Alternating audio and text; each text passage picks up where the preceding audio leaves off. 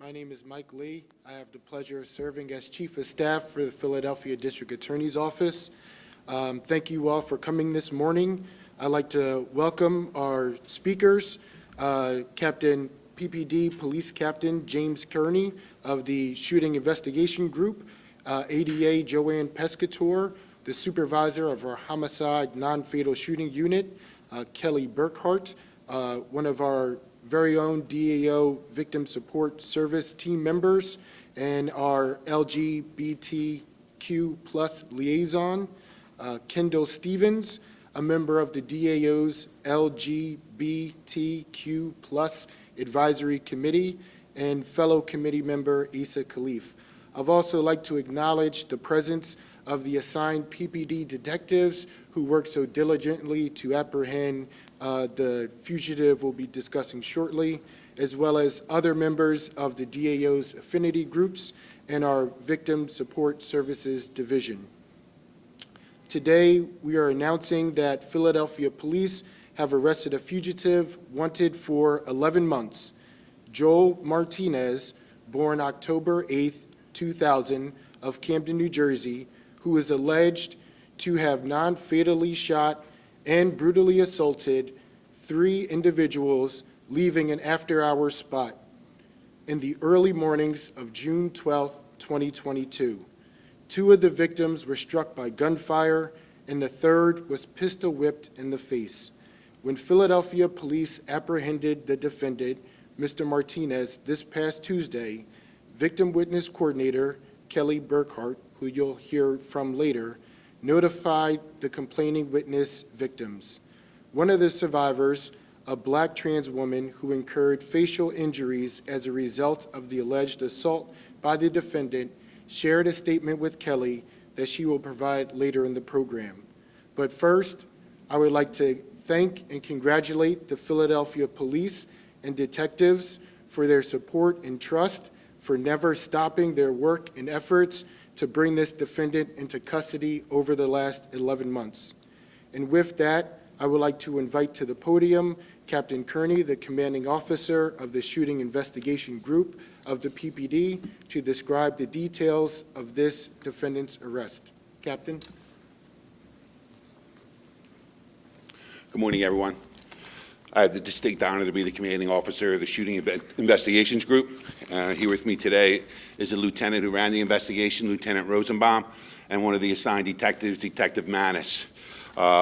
They were assigned this case on June 12th, 2022, in the 300 block of Westmoreland Street, approximately 4:30 in the morning. 3 individuals were leaving an after-hours establishment. They encountered several individuals. One of those individuals, later identified as Joel Martinez, uttered a derogatory word at one of our victims, which argument ensued, at which time Mr. Martinez, with a handgun, fired at least 6 shots, striking 2 of the individuals, one in the left arm, one in the back of the head, and then began to pistol whip the 3rd individual. 25th District responded rather quickly, took the woman who was pistol whipped to Temple, and shortly thereafter the 2 other shooting victims arrived on scene. This case was assigned to Detective Manis and Detective Harron, who investigated it and within 4 days obtained an arrest warrant for Joel Martinez.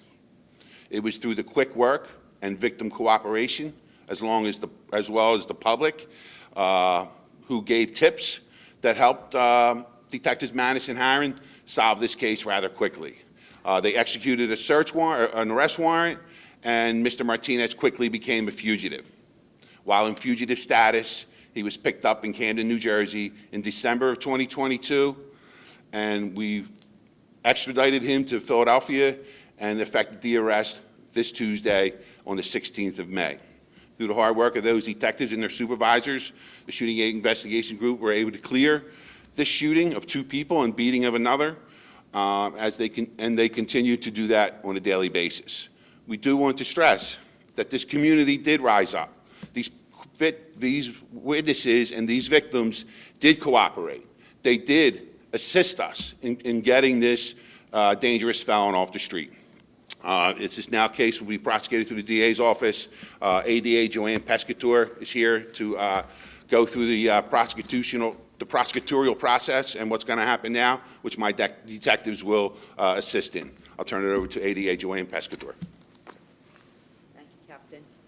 Good morning, Joanne Pescator. I'm the Chief of the Homicide Non-Fatal Shooting Unit. I want to reiterate what Captain Kearney just said.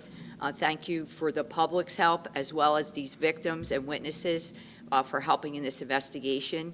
A 4-day turnaround to get an arrest warrant is amazing, and I commend the detectives that worked on this case. The defendant in this case, Joel Martinez, has been charged with the following charges: attempted murder, 3 counts of aggravated assault, 3 counts of simple assault, conspiracy, violations of the Uniform Firearms Act, 6106, 6108, possessing an instrument of a crime, and 3 counts of recklessly endangering another person. Mr. Martinez is being held on $3 million bail, currently here in Philadelphia. He does have a prior manslaughter conviction in New Jersey that he was on probation for at the time of this incident. I'm sure New Jersey will be dealing with that case, and that's from 2019. I'll now turn it over to Kelly Burkhart, the DAO liaison with the LGBTQ plus community. Thank you, Joanne. Yes, my name is Kelly Burkhart. My pronouns are she, her, hers. My title is LGBTQ liaison and victim witness coordinator. Reiterating, and more so as someone as a member of the LGBTQIA community, can't thank everyone enough for being active in how this happened. When we heard about it, it was very, disturbing, because it's yet one more piece of violence that has happened towards a member of the LGBTQIA community, particularly Black trans women who are generally have generally been targeted. And when we find out about these things, we immediately rush to make sure folks are okay and do that support. And that's exactly what also then happened once I called everyone to let them know about the arrest. The relief in people's relief in people's voices that I hear are showing that the work that we're doing here is we're moving forward. We're breaking down the barriers between the LGBTQIA community and law enforcement. And even though we're one facet of law enforcement, it's really important to have community engagement. That's why our folks are here with us today, as well as the initiatives that we've created in order to help identify a lot of these incidents that are happening towards individuals who are members of the LGBTQIA community. As we created the, it's called the LGBTQ arrest identification sheet, and what that does, once again, it just helps us identify if a potential crime has happened to a potential member of the queer and trans and non-binary communities. And with that means that we can offer immediate support and get resources and get people out of harm's way. I would just want to wrap this up by, of course, reading the statement by the survivor of the pistol whipping. She seemed to have bear the brunt of this the most, which is pretty disgusting. Someone shoots a gun at someone and then we start pistol whipping them afterwards. It's the amount of violence that us as a community, I think, need to also wrap ourselves around. So this is her statement. I can peacefully now put my head down at night and sleep again. I've had night terrors since it's happened and lots of counseling. And now I feel at peace knowing I will no longer have to walk around looking over my shoulder, wondering if someone is going to cause harm to me. I am thankful by the grace of God. Now I would like to introduce Kendall Stevens, who has been an incredible outspoken advocate and student and member of our LGBTQ Advisory Committee. Thank you. Thank you very much. My name is Kendall Stevens. I am a social worker and executive board member of the William Way LGBT Community Center. I really want to thank the detectives who did so much tremendous work on this case, and it led to an arrest, and someone is in custody and will have to answer for the crimes that were committed against the 3 victims. I also want to say how happy I am the victims survived. Very often, when you are a member of the trans community, LGBT community, you don't survive, these violent instances. So also very happy that they were brave enough to come forward. And this is a trend that I'm seeing moving more towards trusting the criminal justice system in a way that the LGBTQ+ community have not ever done before.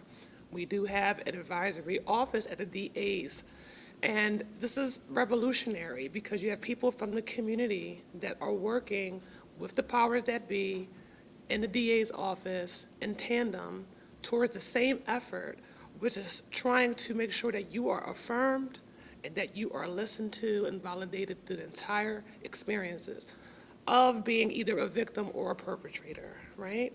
And in this instance, what's so troubling is the level of violence, how extreme that it is.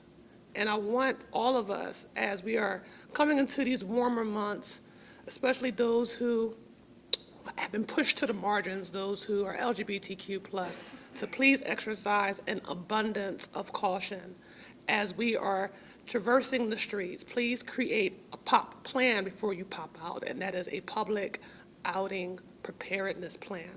And that is something that you can work with Gale, with the William Way LGBT Center, with our office. Create a plan that's individual to you, and what that will look like is creating a buddy system, tapping into all of those support networks, all those resource networks that are at your disposal, so that we are creating community around your safety. And this is an element of self-care, which is community care. You taking care of yourself so that we're taking care of each other. So I want us to create those kind of plans, turning on those locations on phones, sharing those locations with others. We have to communicate with each other. We have to support and help each other. And I want to get a bit of a taste of that brotherly love and sisterly affection that I keep hearing Philadelphia is known for. So let's just please stay vigilant. Again, very, very happy to not only the district attorney's office, but again, the detectives, responding officers who work so tirelessly on this case.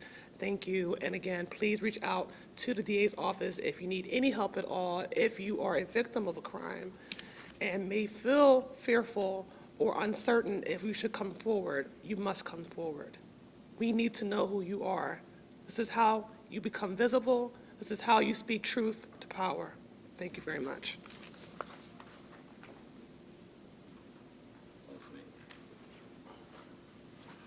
Good morning, everyone.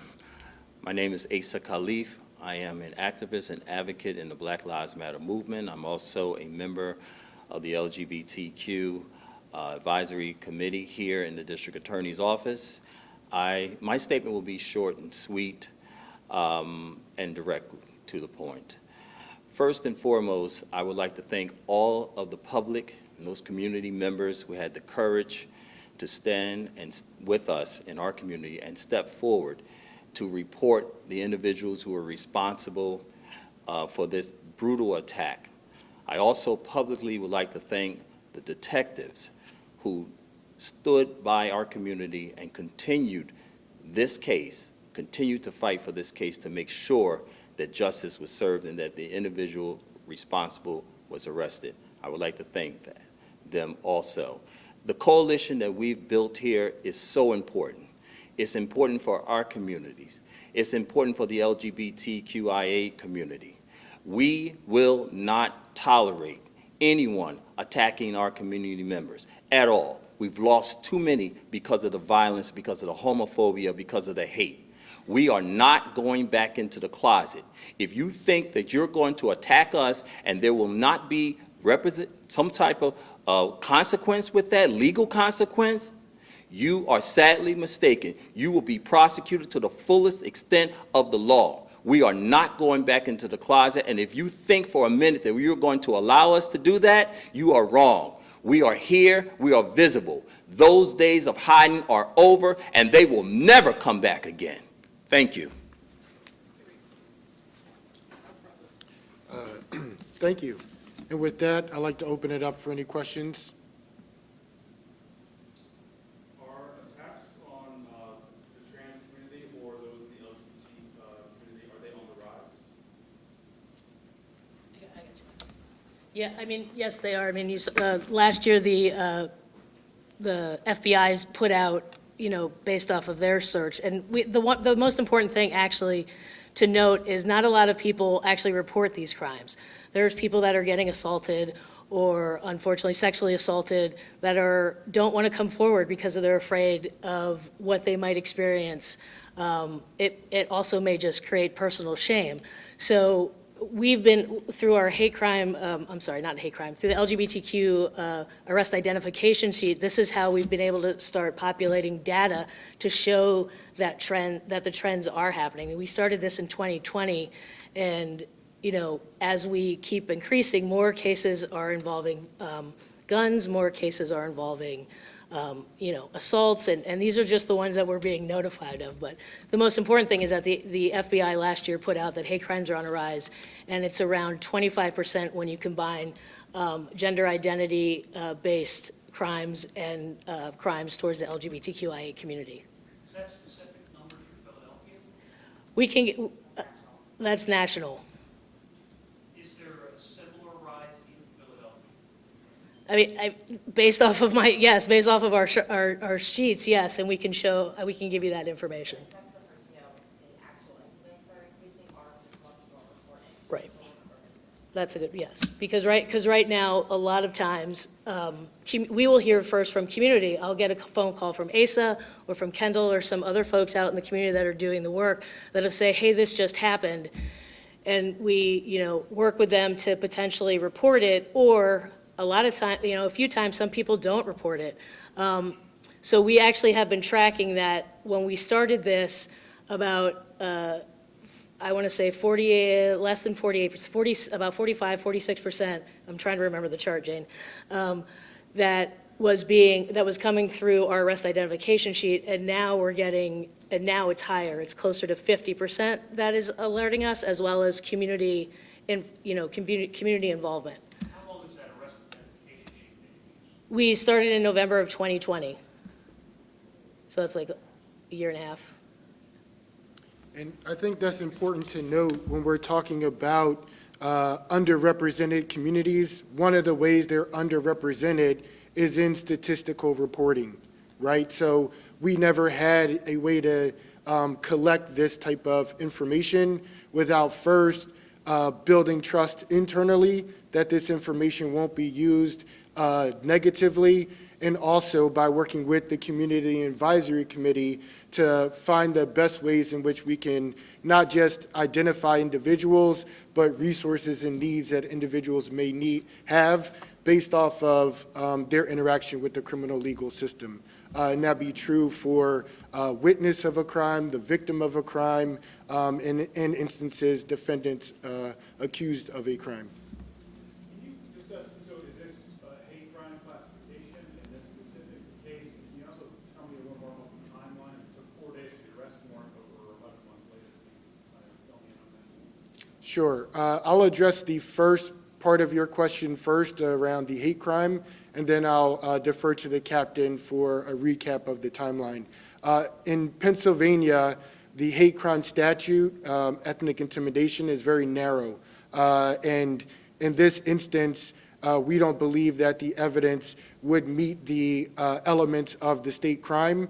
However, I believe we are charging under the city ordinance, which is broader and is the summary level offense, in addition to the felony and misdemeanor charges that ADA Pescator described. We're also working with legislators in Harrisburg to expand ethnic intimidation to include other historically discriminated groups like gender identity and things of that nature.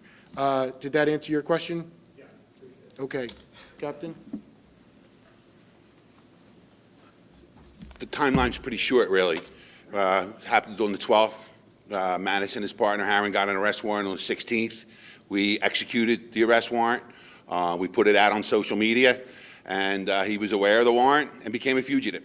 So he avoided justice. We routinely work with the FBI, the U.S. Marshal Service, and the Attorney General's office to help us capture our fugitives. He avoided arrest for about 6 months. He was arrested in Camden pursuant to our warrant and held over there from December 21st, I believe it was, of 2022. So the extradition process took some time, as it usually does, and we're happy to say that he's in our custody now. After 6 months to have him extradited across the river? Yeah, I mean, it seems like it's just across the river. Sometimes other things can hold it up. Sometimes maybe had an adjudication that he needed to take care of over in Camden. It's not uncommon. I mean, obviously, we want to get him over here as fast as we can. In some states, sometimes we say we'll send them back. I don't believe we're charging people here and sending people back to Jersey at this time. It's always changing. It's something we deal with. It's something we're used to, but we have cooperation in this case. We're not going to lose these witnesses. We're going to support them all the way through this whole process, and we're hoping to come out with hold this male Martinez accountable for his actions that night. Anything else? Can someone from the advisory committee speak to some of the challenges that LGBTQ plus communities had engaging with the criminal justice system and provide us citizenship? Yes. That's a good question. So historically, when people who were LGBTQ identified, particularly those who are trans-identified, non-binary, gender non-conforming, they would often be misgendered in reporting. And then also, too, that would happen even in media, right? Because the media is repeating what they're discovering within these police reports. So that's something that's been re-traumatizing for many of us, which has played a part, right, in us having some hesitancy around reporting, right? There's also been, also some violence directed towards members of our community by law enforcement in the past, right? So these are real issues that have occurred, even in my own situation. You know, the responding officers, when I was a victim of a hate crime, they did not protect and serve me. They did not do right by me. However, the detectives that worked on my case treated me with fairness, and they took very good care of me. And afterwards, my interactions with law enforcement have been nothing but positive. So you can't throw out the baby with the bathwater. So we want to tell people that sometimes you might not always get the LGBTQ-friendly officer, but we're trying. Things have improved dramatically. And we have to continue to work together as a community with law enforcement, with the criminal justice system, so that we can right some of these wrongs, right? And we're working from the outside and the inside, imploding systemic oppression inside by working, right, and creating best practices, and also, too, creating a culture that's more affirming for LGBTQ plus identified individuals, and also from outside as well. So hopefully that answers your question. And just to be clear, the defendant has been in custody since a few days before Christmas? Yes. Right. So even though we were waiting for the extradition and the arrest in Philadelphia didn't occur until this week, he has been in custody since he was picked up on the arrest warrant issued by Philadelphia Police Department. Any other questions? Yes, Mr. Lee, can you explain or tell us where the DA is today? We expect to go see him. He's unavailable today. Do you know why? No. Okay, then this arrest should be applauded greatly by everybody. I mean, closer to home, when you have an allegation of sex discrimination or domestic violence within the DA office, as the chief of staff, what is the policy? Do you report this to the city as required by the mayor's executive order on sexual harassment? Do you do that? I believe this question was answered already earlier this week, and it's very off-topic for today's press conference. So if there's any more questions about this arrest, I'd like to thank everyone for their time, and I hope you enjoy the rest of your day. Thank you.